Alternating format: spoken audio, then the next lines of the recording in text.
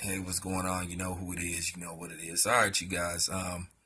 I'm just looking at this fraud of a fighter, Triple G. One thing I noticed about him, his fans are just incredibly stupid. I mean, you just can't talk logic with them. They just take stupidity to new heights. They really believe everything that the media say about this dude. But I know better. I could just tell most of Triple G's fans are under the age of 30, and they really haven't seen real fighters in their life. This dude was a dude that came about when all the good middleweights, halfway decent middleweights, moved up, retired, or whatever, got too old, and broke down to fight him. This guy wouldn't have lasted in the 80s or the early 90s against some of the great other middleweights. And I'm going to run down some of the great middleweights who would have fought Triple G and how the results would have turned out. But like I said, his fans, they're just incredibly stupid. And it's kind of funny that Triple G fans are getting a karma for all the shit that they talk.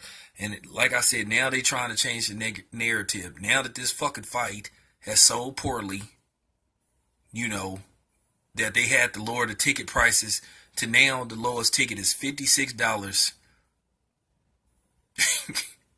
I'm just laughing. I'm laughing at this shit because I'm enjoying this shit. Because like I said, karma is a bitch. You were the same motherfuckers that was talking about, oh, Andre Ward, he can't sell this. Andre Ward doesn't deserve a fight. Triple G sells out the arena. And that. Well, he ain't sold out this motherfucking arena because they going to have to give away tickets to fill this stadium up. So, you know what I'm saying? They going to have to fucking give away tickets. This dude wouldn't have made it against some of the great middleweights, man. He would have got his fucking ass kicked. And you guys are impressed with this dude knocking out bums. His resume is garbage. At 35, like I said, once again, no future Hall of Famers, not one fucking pound for pound fighter on his resume. And like I said, he's fighting Daniel Jacobs because Daniel Jacobs has been knocked out before, and Daniel Jacobs was floored by light punching Sergio Mora. Don't give me that shit that he's trying to unify the belts, because if so, he wouldn't have had that fucking circus fight with Kell Brook. This man is a fucking pussy, and he's a fucking coward. Y'all say he the greatest thing since sliced bread. Y'all say he can beat everybody, but then his punk ass won't even move up one weight class. The motherfucker waited till Andre Ward moved up, and then all of a sudden he's considering moving to middleweight. But he won't. And y'all use them bullshit narratives like, oh, well, Marvin Hagler never had to move up. Nobody asked him to move up. And as I said before, Marvin Hagler never said he'll fight anybody from 154 to 168. He never said that. This dude said it. And then as soon as Andre Ward came knocking on the door, he didn't want to answer the motherfucker. Made every excuse in the book. I know for a fact that HBO didn't want him to fight Andre Ward because they didn't feel he could beat Andre Ward. They bribed Andre Ward to go up to light heavyweight and fight Sergey Kovalev. And he won. But this bitch won't do it. Motherfucker made Kell Brook come up 2 fucking weight classes. Man, for real, man. Let me just do a run by some of the great middleweights, and I'll give you my honest assessment how Triple G would have did against him. Hold on. Alright, this is Joe Kazagi. This guy retired 47-0. Never lost a fight. First of all, if you would have put Triple G in the ring with Joe Kazagi, he would have humiliated Triple G. When I say his hand speed would have had Triple G looking stupid, Triple G might have caught him eventually and put him on his ass. But just like Joe Kazagi always does, he gets up and then he ends up beating the shit out of you. So Joe Kazagi versus Triple G, Joe Kazagi wins this easily. He would have massacred Triple G. Okay, this is Roy Jones Jr., probably in his early 20s. Too much hand speed. he would have befuddled Triple G, man. Triple G wouldn't have been able to touch Roy Jones Jr. I'm not talking about the Roy Jones Jr. that's 48 years old that's still fighting. Roy Jones Jr. at 25 would have beat Triple G with ease. Easy fucking win for Roy Jones Jr. So Triple G versus Roy Jones Jr. Roy. Okay, this is Bernard Hopkins. Bernard Hopkins at probably 30 or 40 would have easily beat Triple G. Too smart, too slick for Triple G. And I don't want to hear that shit about Triple G tucks his chin. Triple G is easy as fuck to hit. All you got to do is watch that KO Brook fight. The thing is, nobody's ever just really went after Triple G. Triple G, it's so funny. You stupid Triple G fans. Yeah, Triple G lets people hit him. Yeah, right. No, it's just that when he gets hit, he can't react fast enough. See, he doesn't have good reaction when he gets hit. He doesn't like to get hit. That's why he pauses.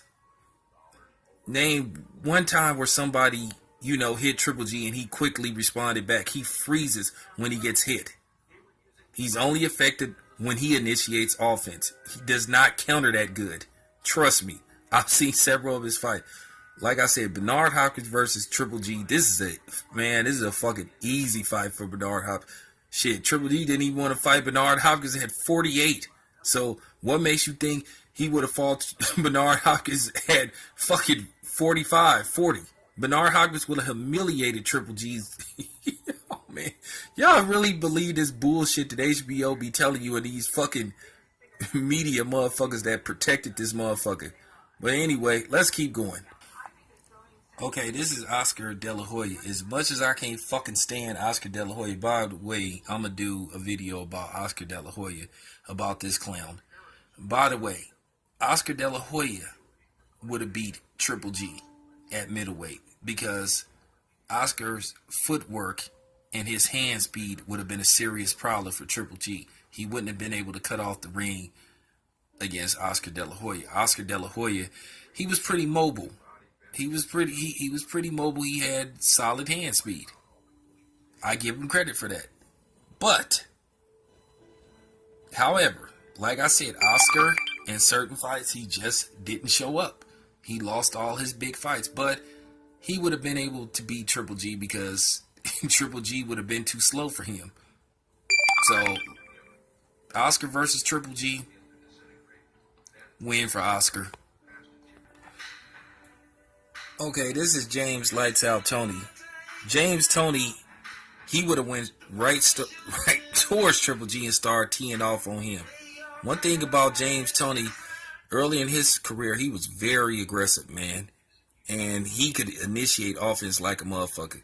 And I think he would have got to Triple G early, and he would have just lit Triple G up like a Christmas tree. So Triple G versus James Toney, a win for James Toney. All right, let's look at Marvelous Marvin Hagler. I saw this guy fight several times. This motherfucker was tough as nails. Never lost a fight by getting knocked out. Man had a solid chin, boxer, puncher. Too smart for Triple G. Hit too hard. He would have made Triple G quit on the stands. You guys are just fucking prisoners of the moment. I keep telling you, I saw the great ones fight, and Triple G is not great. He wouldn't have beaten none of these dudes. He fighting in a weak division, and he fighting against mediocre competition. This dude fought the toughest of the tough and beat him, except for Sugar Ray Leonard, and he lost a couple of fights early in his career, and one of them was a robbery. This dude was as tough as they came. Triple G wouldn't have had a chance against Marvin Hagler.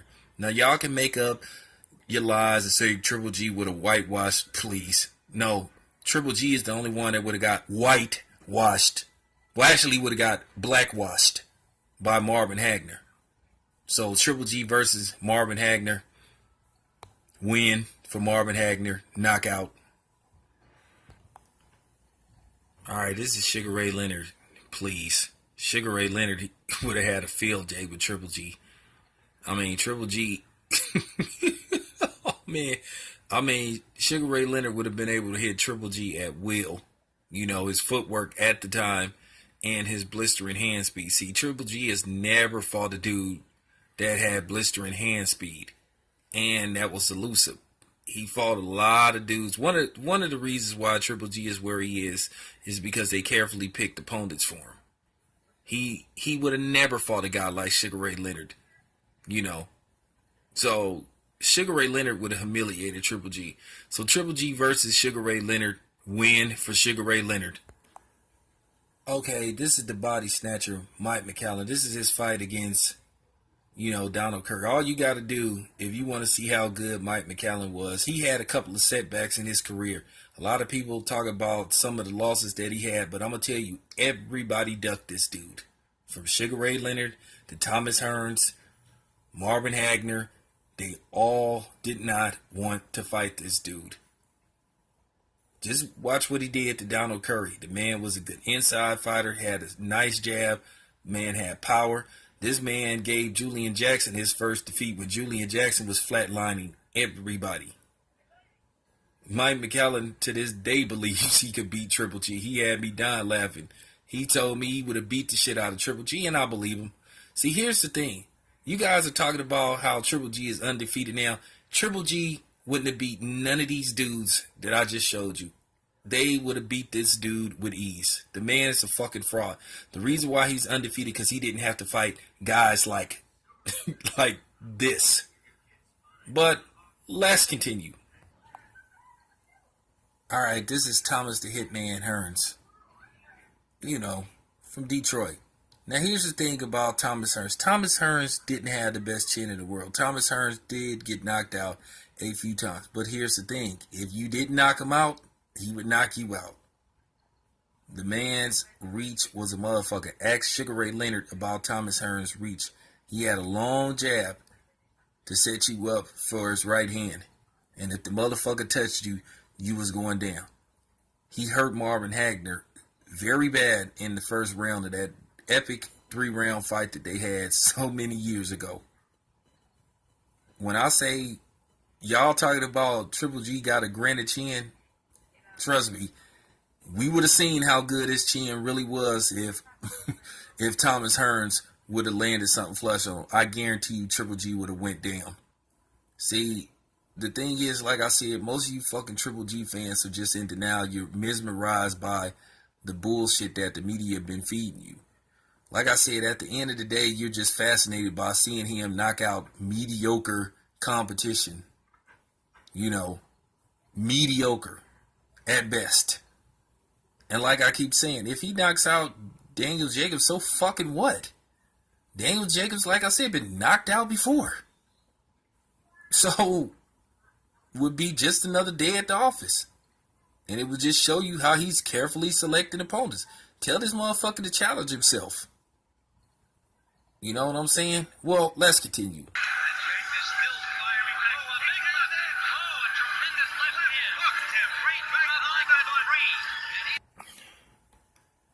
Now what you seen right here, this is what many consider the hardest puncher in boxing history.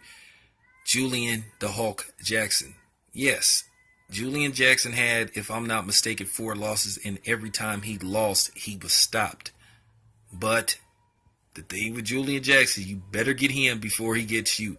See, one thing about a guy like Julian Jackson, he would have came and found you. This dude can knock you out with one fucking punch. And Triple G ain't the hardest hitter in history. Most people consider this dude the hardest puncher in history. This fight would have came down to who would have landed something first.